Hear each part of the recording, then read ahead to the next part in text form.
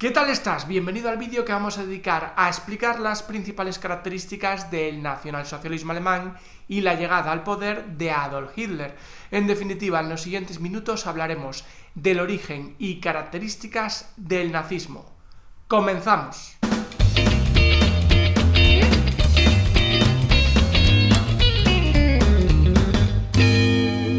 En gran medida podemos considerar al nacionalsocialismo alemán una ideología de tipo fascista, si bien con algunos rasgos propios. En ese sentido se ha de destacar el antisemitismo y la defensa de una supremacía racial basada en el darwinismo. De hecho, la teoría nacionalsocialista expuesta por Hitler en su principal obra, Mein Kampf, consideraba que unas razas eran superiores a otras, justificando así el sometimiento de las inferiores a las superiores. Otro rasgo a tener en cuenta es el relativo a la recuperación del espacio vital, es decir, el territorio que según los nacionalsocialistas necesitaba Alemania para su desarrollo. Se trataba al fin y al cabo de una idea asociada al nacionalismo exaltado y al revanchismo derivado de la derrota en la Primera Guerra Mundial y las duras condiciones impuestas en Versalles. Como se ha comentado, el líder indiscutible de este movimiento fue Adolf Hitler, hijo de un funcionario austríaco que, a pesar de su nacionalidad, prefirió alistarse en el ejército alemán al estallar el conflicto bélico de 1914. Una vez finalizada la guerra, retornó a Alemania, y más en concreto a Baviera, donde entró en contacto con el Deutsche Arbeiterpartei, DAP, Partido Obrero Alemán en castellano, al que se afilió en 1919. 2 años después, Hitler fue elegido líder de esa formación, que para entonces, como consecuencia de su fusión con grupos nacionalistas, pasó a denominarse Partido Nacional Socialista Obrero Alemán, NSDAP.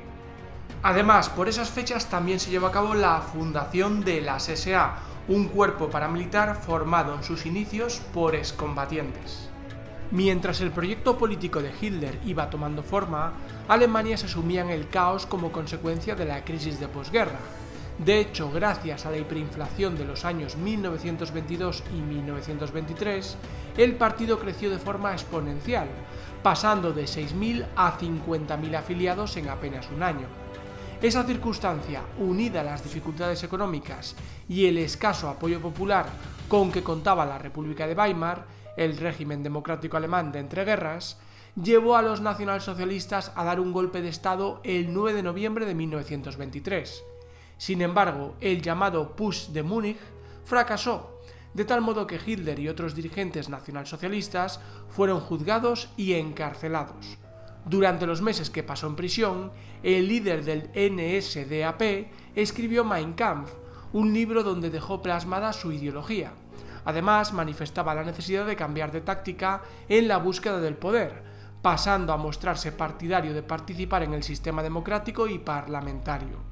De esta manera, después del fracaso de Múnich, los nacionalsocialistas abandonaron la vía golpista y revolucionaria.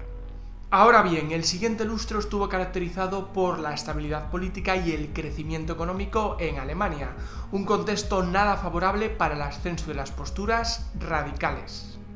Por ese motivo, Hitler y los nacionalsocialistas esperaron su oportunidad, y esta llegó a partir de 1929 con la Gran Depresión. A partir de entonces, sus resultados fueron mejorando elección tras elección hasta obtener la victoria en 1932. Aún así, el presidente de la República, Paul von Hindenburg, se resistió durante varios meses a nombrar canciller a Hitler. Finalmente, en enero de 1933, la gravedad de la situación lo obligó a pedirle que formara un gobierno de coalición con los conservadores, un ejecutivo que solo contaría con la presencia de 3 nacionalsocialistas, por lo que parecía que no resultaría difícil controlar las derivas radicales de Hitler. Sin embargo, como veremos a continuación, este fue acumulando cada vez más poder hasta convertir a Alemania en una dictadura.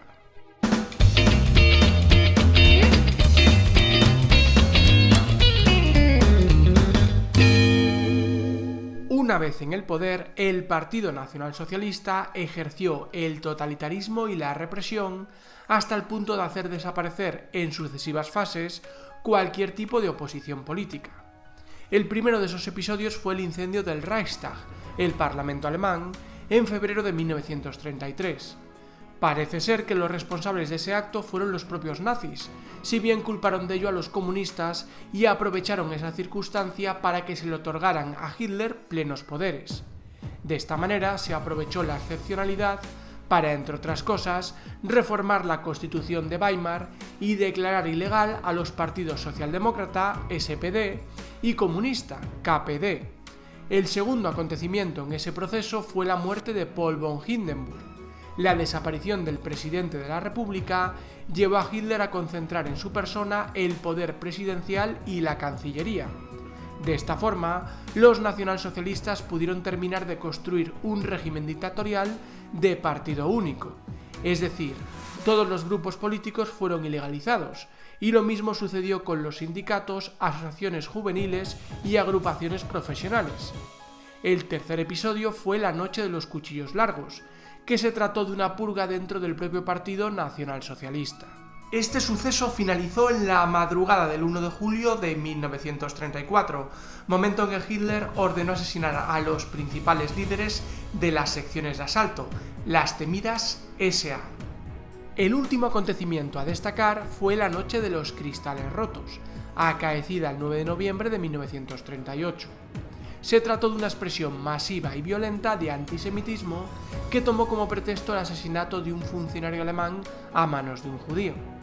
Durante esa noche se destruyeron e incendiaron miles de sinagogas y negocios pertenecientes a familias judías, muriendo cerca de un centenar de personas. Además, en torno a 20.000 semitas fueron arrestados y deportados. Ahora bien, en ese periodo también se llevó a cabo una espectacular y sorprendente recuperación económica, cuya principal manifestación fue el descenso del desempleo. Por último, aunque será objeto de los vídeos dedicados a la Segunda Guerra Mundial, hemos de hablar de la política expansionista de los nacionalsocialistas durante los años 30. El gobierno de Hitler se empeñó en demoler piedra a piedra el Tratado de Versalles, lo que incluye tanto el rearme como la recuperación de territorios perdidos en 1919. Con este vídeo ponemos punto final a nuestro repaso del periodo de entreguerras, que ha estado centrado en el auge de los fascismos durante las dos últimas entregas. Como bien sabéis, estamos a las puertas de la Segunda Guerra Mundial. Un saludo a todos.